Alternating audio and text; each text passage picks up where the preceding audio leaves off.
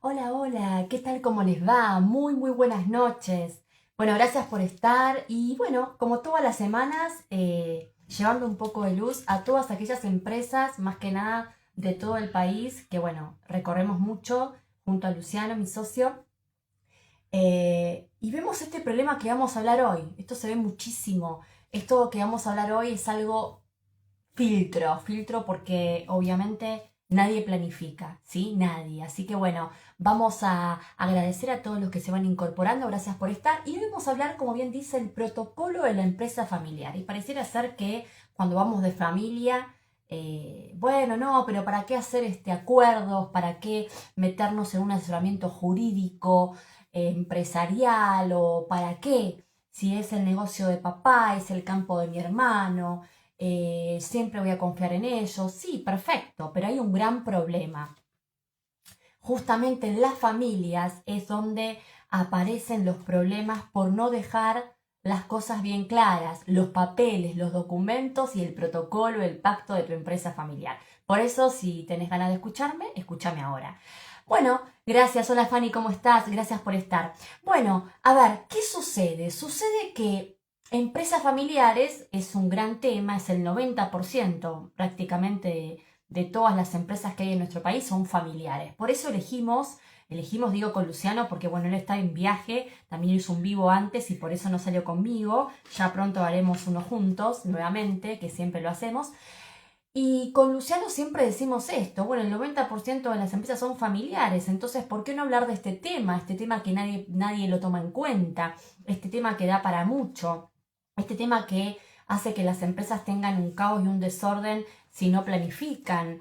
Y como digo, tu problema no va a pasar con tu hermano, con tu padre, con ese pater familia, sino que generalmente pasa con ese tercer pariente político, o como bien me dicen algunos alumnos, porque gracias a Dios también damos cursos y todo, en las nuevas generaciones, porque en la primera generación, donde están los padres vivos, o en más allá cuando ya no están, en la primera, o sea, los hijos y más o menos siguen el mismo modelo del padre, ya sea por respeto, por ética, por lo que sea, no pasa nada. El tema es la segunda a tercera generación. Pareciera ser que llega un momento, cuando recorremos el BIS con Luciano, que vemos que ahí empieza la traba, ahí empieza el problema en decir, uy, esa empresa viene para abajo, puede caer en un concurso, puede caer en una quiebra, va a disolverse, va a desaparecer.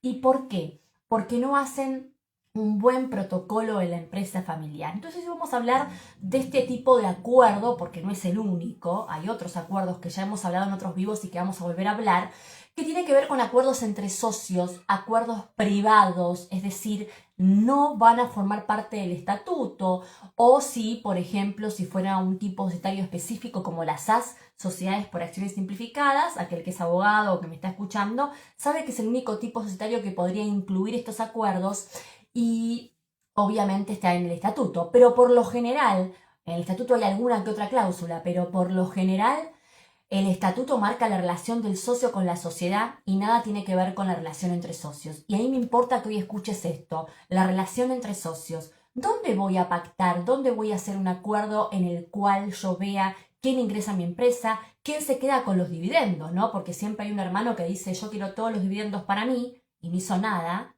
pero sí es socio y le corresponde por su porcentaje accionario.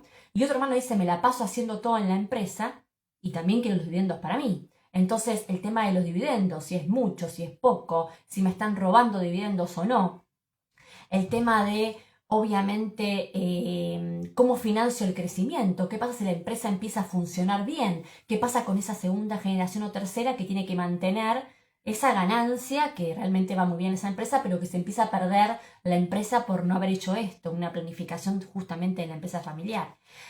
Bueno, ¿qué pasa si aumenta el capital? ¿Qué pasa si empiezan a diluir el porcentaje accionario de la otra parte? Por ejemplo, el tercer pariente que no quiero. ¿Quién ingresa a lo que es la empresa? ¿Tiene que tener estudios? ¿Tiene que ser pariente sanguíneo? ¿Qué pasa con ese yerno, esa nuera que ingresa?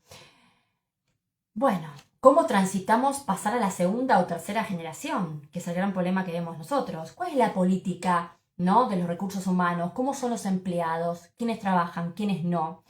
¿Cuáles son los gastos particulares y cómo se diferencian del gasto de la empresa? Si yo tengo un auto a nombre de la empresa, ¿se lo puedo dar que lo maneje obviamente la mujer de ese pater familia o mi hermano, ¿sí? Y si pasa algo con el auto, ¿no? Hay un choque, un accidente, ¿quién responde? ¿Esa persona que lo estaba manejando o la empresa porque está a nombre de la empresa? ¿Qué pasa si un socio financia todo y el resto nada? ¿Qué pasa si siempre aporta y el otro no aporta nada? ¿Cómo son las políticas de la empresa o tu empresa familiar? ¿Sí? Los sueldos, ¿cuál es el valor? ¿Es justo? ¿Es injusto? ¿Tengo que tener un estudio? Yo, integrante de la empresa familiar, a diferencia de otros que ingresan ahora, ¿cómo voy a justificar el puesto para que siga tal persona o ingrese otro pariente? Todas estas cuestiones, ¿no? El nuevo rol del pater familia, ¿no? El desaparecer uno. ¿Las planteamos? ¿Las realizás? Generalmente no. Lo que vemos cuando recorremos el país con Luciano, porque hacemos mucho de esto y tenemos muchos abonos sobre este tema, porque bueno, da para mucho. Y además, en este tema hay un tema que siempre digo yo, que pareciera ser que a nadie le interesa, o dice, bueno, pero son emociones. Pero las emociones te juegan un papel muy feo, porque de repente tu empresa que viene bien, por una emoción, un resentimiento, un orgullo, se viene para abajo. Entonces yo no puedo dejar de lado todo ese tema emocional, porque obviamente me juega mal o me juega una mala pasada si no hago un acuerdo claro, aparte del estatuto, una vez que obviamente nosotros queramos salir a flote. Acá me ponen sucesión en el patrimonio. Sí, correcto. ¿Quién va? Muchas veces cuando muere este pater familia, la empresa, como no tiene ningún estatuto, ningún acuerdo del protocolo de la empresa familiar, porque ¿qué es el protocolo de la empresa familiar para aquel que me está escuchando y no es abogado? Es un acuerdo entre los socios en el cual van a pactar todo lo que va a pasar mientras viva ese pater familia, el sostén de la familia, aun cuando no viva, quién ingresa, quién no ingresa, cuáles son los dividendos, la política, si tienen que tener estudios, si no, y todo lo que quieras está marcado ahí. Si vos no lo tenés, tenés un estatuto y estamos en problema. Entonces, como me dicen acá, ¿quién sucede en ese patrimonio? Y bueno, si nada hacemos claro, vamos a sucesión. Y en la sucesión, desgraciadamente, es un fuero civil y ahí se mezcla todo el acervo hereditario de esa persona que falleció y se mezcla con la empresa. Y de repente en la empresa aparecen personas que no tienen nada que ver, que vienen porque sí, y no les va a interesar ese sentimiento, ese trabajo que hizo ese pater familia en la empresa. Por eso también es muy importante saber que dejo el puesto a mi hijo. Sí, obviamente, le dejas el puesto a tu hijo, puede ingresar, obviamente es tu hijo. Bueno, ¿y por qué? ¿Cómo son las políticas del ingreso? ¿Qué tiene que hacer tu hijo? ¿Tiene que tener un estudio? ¿Se lo puede dejar? ¿Qué pasa si de repente esta persona que muere no dejó los papeles en claro y hay un testamento y aparece otra persona? Bueno, todas estas cuestiones, muy bien, como me va diciendo Fanny y todos los que me van mirando, gracias a Dios, tiene que ver con esto de acuerdos del protocolo de la empresa familiar. Pero no solamente los acuerdos entre socios van a ser el protocolo de la empresa familiar. Hay otros tipos de acuerdos que hago muchísimo yo en el estudio o cuando viajo mucho, generalmente en la parte de campo y en la agraria, que es donde más se ven las empresas familiares, en donde más recorriendo el país vamos a ver que hay mucho de qué hablar, porque están mal hechas las cláusulas, porque nadie sabe bien del tema. Y lamentablemente es triste, porque también es triste que uno diga, uy, voy a planificar mi muerte, suponte que yo soy el pater familia de esta empresa. Bueno, es horrible no hablar de esto, pero en realidad, si no lo hacemos, después tenemos un gran problema. ¿Qué me dice acá? Significación. Ahí no te entendí. Si querés decirme de vuelta, no hay problema, Fanny, en la última parte. Pero bueno, a lo que voy es, ¿qué importa en un protocolo de la empresa familiar o un acuerdo entre acciones o entre socios, mejor dicho, o el acuerdo del pacto de sindicación de acciones? ¿Qué significa?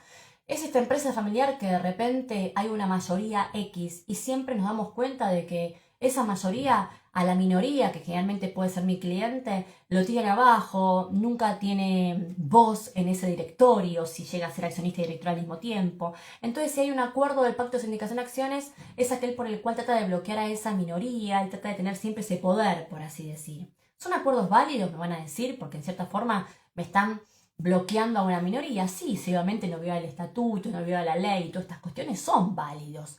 El tema es saber bien en qué consiste un acuerdo del pacto de sindicación de acciones o también en qué consiste el protocolo de empresa familiar u otros acuerdos más. Y yo lo que quiero que sepas hoy es esto. Si vos estás lejos, o como yo veo cuando recorro el país, me dicen, sí, tengo todo bien claro, doctora, yo tengo un estatuto y tengo la personalidad completa de los libros.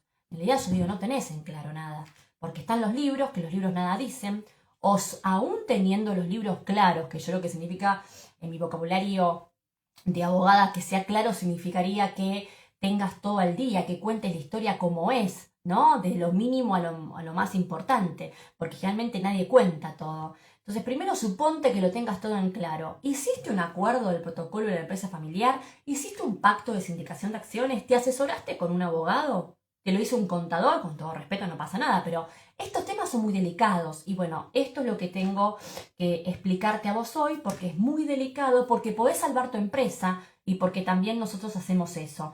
Ahora, yo puedo ayudarte a vos, que de repente me decís, uy, pero yo tengo la empresa y ya tengo estatuto todo y no lo hice en el momento de inicio a ese acuerdo de sindicación de acciones o a ese acuerdo del protocolo de la empresa familiar. ¿Lo puedo hacer ahora? Sí, obviamente. Lo puedes hacer en cualquier momento para salvar ese pase de la segunda, tercera o tercera a cuarta generación. Gracias por estar, se la extraña, cariño Fanny, hacer la transición de la primera a segunda generación. Exactamente. Para hacer una transición del pase es muy importante que te asesores, no con nosotros, porque no es que siempre tenés que asesorarte con nosotros, pero sí legalmente, porque hay que ver justamente si estás en condiciones de hacer ese pase, cómo está el tema de la política de la empresa. Yo siempre digo que el estatuto está muy bueno, los libros también, el tema de todo lo que tengas la sociedad inscrito en el registro público también, pero hay un gran tema que es el del acuerdo, ¿no? El acuerdo de, por ejemplo, el protocolo de la empresa familiar. Si estas reglas no están claras, ese traspaso, como bien me dice acá Fanny, de la segunda, tercera o de la que quieras, obviamente va a tener sus problemas, ¿sí? Y además estaría bueno que pactes en ese mismo acuerdo qué pasa si hubiera problemas, porque aún puede haber un problema y vos podés ir, por ejemplo, a una mediación, a un arbitraje, bueno, todas estas cuestiones que te van a evitar ir a la justicia o que vas a ir a la justicia pero con estas herramientas tenés más fácil, es más fácil para vos manejarte y ganar ese juicio en un conflicto societario que no necesariamente va a ser por tu familia, sino que puede llevarte un tercero, un organismo, quien sea, es necesaria a la hora de, obviamente, negociar, porque obviamente vos tenés que negociar por una salida o por una entrada, porque como bien dice un colega mío, es muy fácil entrar a una sociedad, ¿no? Pero es muy difícil planear las salidas, como el divorcio, ¿no? Así que bueno, espero haberte ayudado, espero que cualquier tema de consulta me escribas por privado. Sé que hay muchos, bueno, clientes, empresas, bueno, alumnos, gracias por estar. Bueno, acá tienen el material, esto queda grabado y recordá, tema importante el protocolo de la empresa familiar. Dividendos, ¿cuál es la política? ¿A quién le queda? ¿Trabaja solo un hermano, el otro no? ¿Cómo hago si hay un aumento de capital? ¿Puedo pactar una cláusula de mediación y arbitraje? ¿Cómo hago la transición de una generación a otra? ¿Cuál es la política de los recursos humanos? ¿Cuáles son los gastos particulares para diferenciarlos de los gastos de la empresa? ¿Cuál es el criterio de evaluación de tu empresa? ¿Sí? Si un socio financia todo, ¿qué pasa con los otros que no hicieron? ¿Hiciste aporte? ¿Vas a hacer un mutuo? Bueno, todas estas cuestiones, los sueldos de los empleados, todo lo que sucede, lo tenés que saber. Quédate en este vivo y si no, llamanos. Gracias por estar. Chao, chao.